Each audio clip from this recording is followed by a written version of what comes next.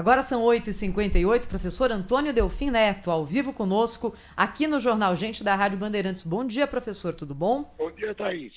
Professor, queremos ouvir Bom a sua dia, Eduardo. opinião. Bom dia, professor. Queremos ouvir a sua opinião sobre autonomia do Banco Central, projeto que foi aprovado rapidamente na Câmara e que agora já é uma realidade. O senhor vê pontos mais positivos ou mais negativos nessa mudança, professor? Na verdade, eu acho que foi muito positiva a aprovação. O Banco Central precisa de autonomia. Ele não tem independência. Ele é dependente da política geral.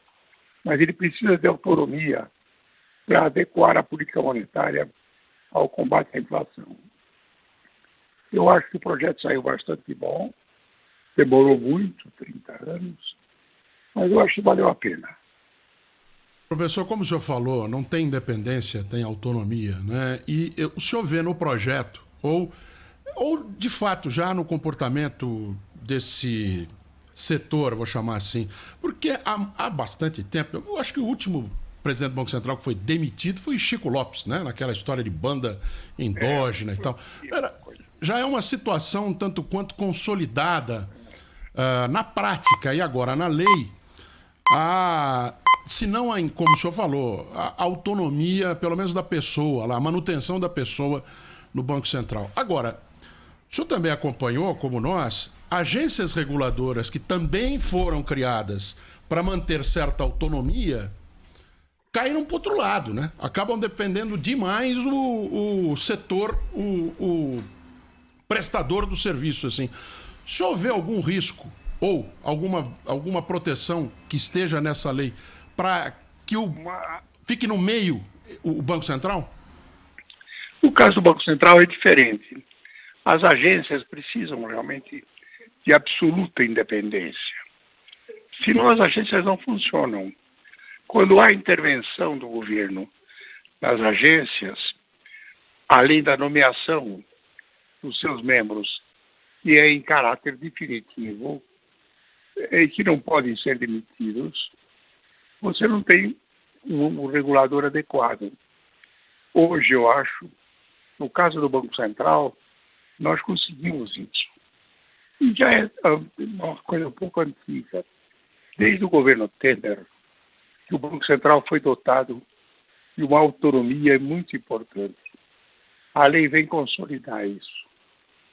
Professor, opositores dessa medida viam um risco de que o mercado financeiro conseguisse ter mais influência sobre as decisões do Banco Central nessa nova composição, inclusive com o mandato do presidente do BC não casando no tempo com o mandato do presidente da República. O senhor vê esse risco, professor? Não, deixa eu lhe dizer, o risco de apropriação sempre existe. Mas a agência é independente exatamente para resistir a isso. Se a agência não for independente, não funciona. Você realmente dá um mandato fixo para que ele cumpra a sua missão, que é de controlar o sistema financeiro.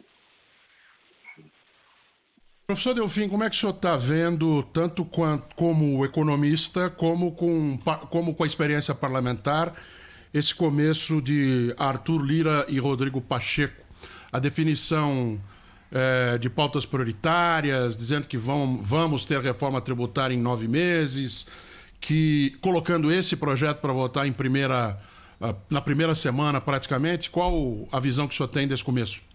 Eu tenho uma visão muito boa. O Arthur Lira é realmente um homem muito competente, muito esperto e muito competente.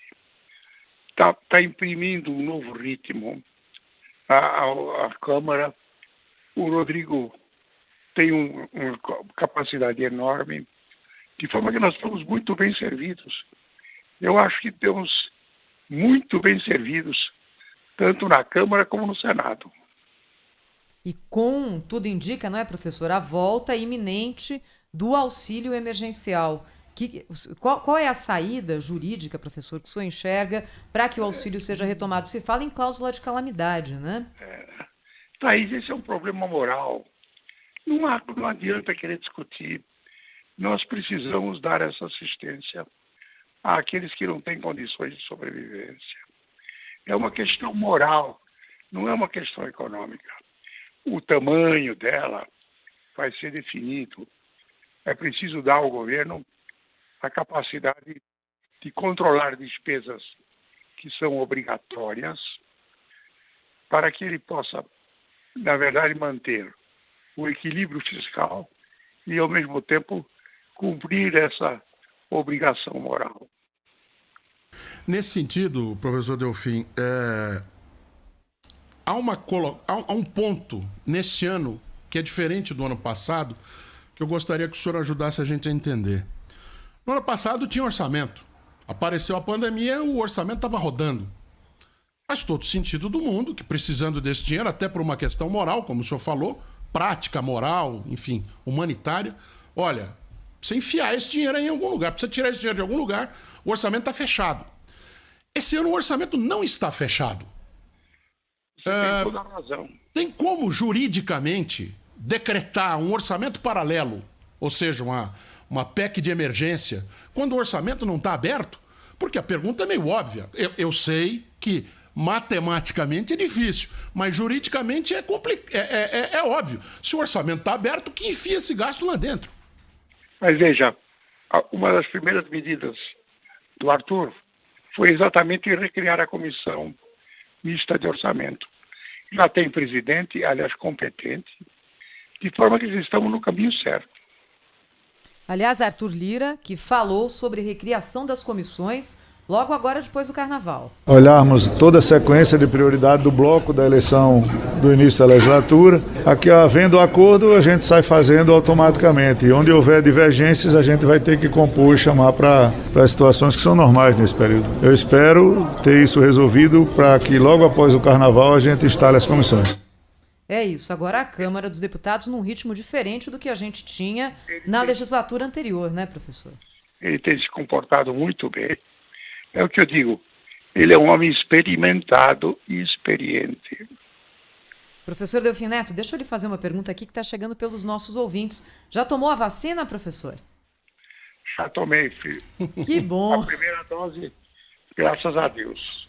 Salomão Esper também foi vacinado a semana passada, viu, professor? Ah, que bom. Era a fantasia que eu queria usar nesse carnaval. Fantasia de vacinado. Ainda não dá. Professor Antônio Delfim Neto, obrigado. Até a próxima aqui na Rádio Bandeirantes. Obrigado a vocês. Bom dia para vocês e para o Brasil.